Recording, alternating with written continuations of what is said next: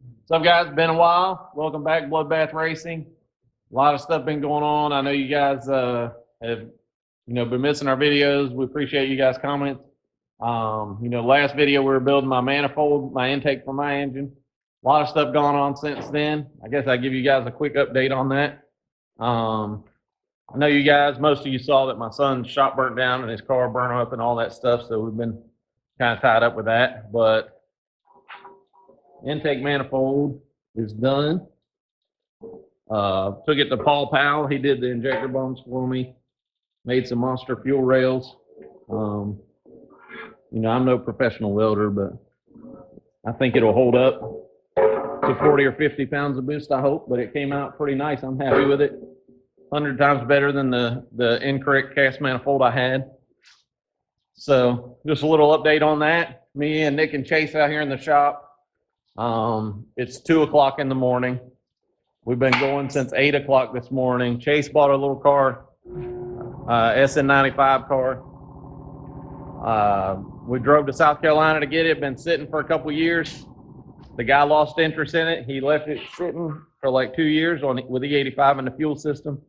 So we had a little disaster there. Had to change injectors and a bunch of stuff. Still couldn't get it to run right. It's got mega squirt on it.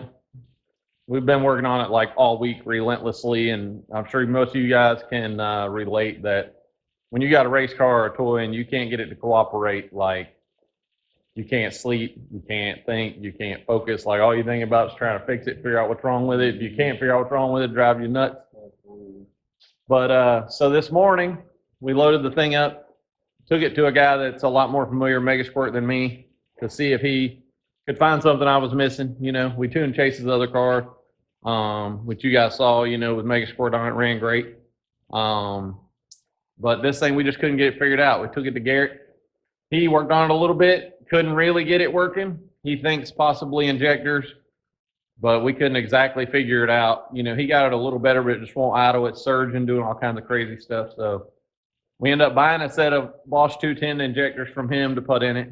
And we knew they were a different plug and a different height. So, that's like the hunt began. This is at like 5 o'clock today. So we go to Brian's shop and get some injector spacers to space the injectors up for the fuel rails, hopefully. Went to John Doc's shop, LS Nasty, looking for some plugs, some EV6 plugs, because they're EV6 and the harness was EV1. He didn't have any plugs. Found some plugs locally at a little import shop. My buddy Chris Greaves helped us out, got those. Got all that stuff home, took it all apart, took the intake off, found a blown plenum gasket, which may have been our entire problem, we don't know. But we found that, ran over all the rockers just to verify everything, did a compression test, everything. We've tried everything, we think. And we're like, it's 2 o'clock in the morning. We've been working on it ever since. We got the injectors to work. We had to heavily modify the fuel rails. They wouldn't go down even with the spacers. The injectors were too short. So you see all the metal shavings where I had to hand port the injectors to clearance the bolts. Next to my no prep starter kit. This is no prep for dummies right here. The weight kit, that's like half of a no prep starter kit. But we heavily modified the fuel rails, got the injectors to work finally. I had to rewire all the injector plugs, made all that work, and we were hoping to find some gasket paper. Couldn't find any, so we found some gasket paper in the house to make a plenum gasket. You see, this is some old school technology right here. Y'all don't know nothing about that. Well, we're getting ready to put the intake back on. Chase's little car, that's his little street car right there. Shop in yard is a disaster right now because we've been going nonstop all week. I know my face is all black, look like I've been rolling in the dirt. But what else would you expect, right? Have been rolling in the dirt. We pretty much have been rolling in the dirt, but powered by Mountain Dew, you know what I mean? Still not sponsored. Yeah, do it for Dale. But yeah, sponsorship's welcome. But we're gonna check this thing out. We're gonna stick this plenum on. Hopefully we get this thing running by like 3 o'clock to see if these new injectors and the plenum gasket, all the stuff we've done, like this thing has fought us to the death. So you guys stick around. We're gonna stick this back together.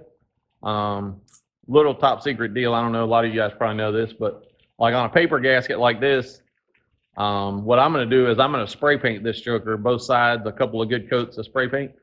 And it works really well on paper gaskets. So we hope this little thin gasket will seal up. I think it'll be okay.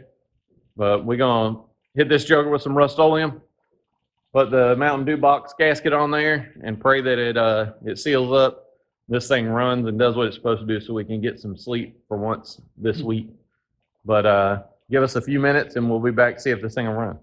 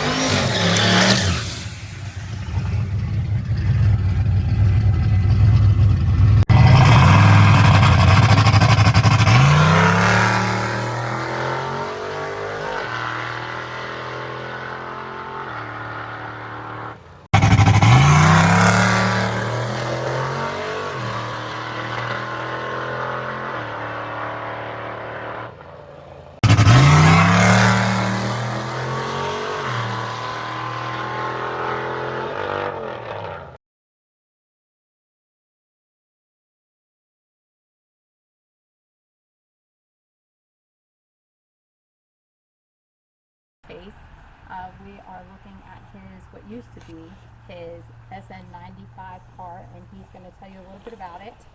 Well, what it used to be was I was in the process of building a 351 Windsor.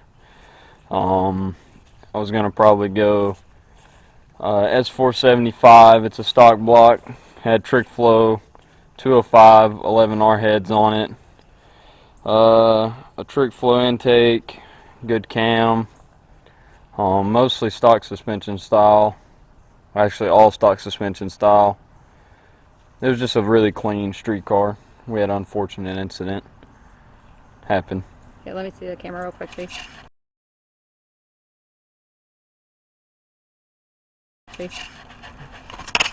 Sorry about this, guys.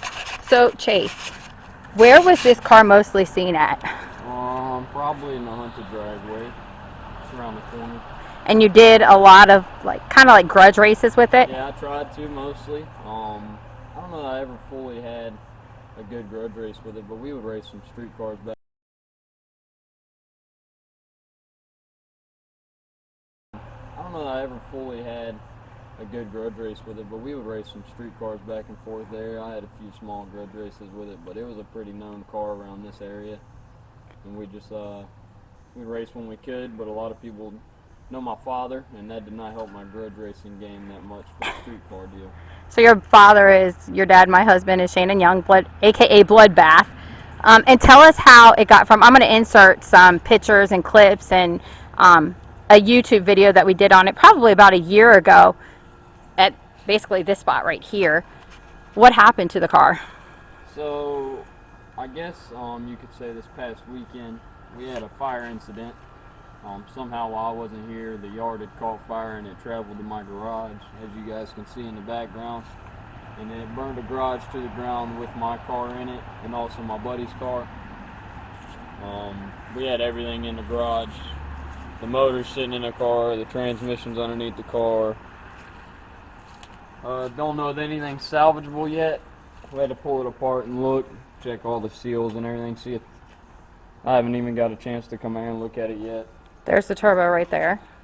We can't really go into the garage. As you can see, it's, oh, well, we can't really see. It's about to collapse.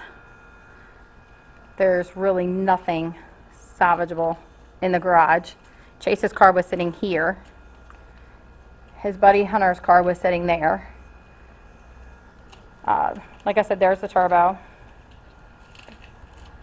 I don't even think there's anything. Not much in there to see. No. Like there was a hood sitting over there for this car. It's completely gone and burned away. The bumper was sitting over there and it's completely gone and burned away. I wonder why.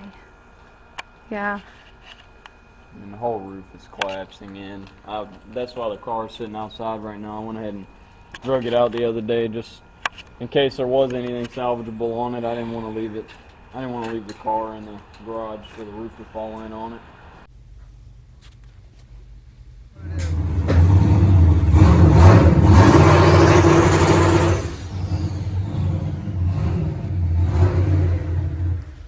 As you can see, these little turbos, I mean, even though this thing's only 300 cubic inches, I mean, the thing spools up like lightning pretty much.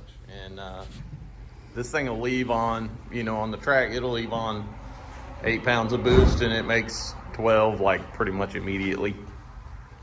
But it's a good running little combination. So you guys just check out the footage, and don't forget to subscribe to the channel.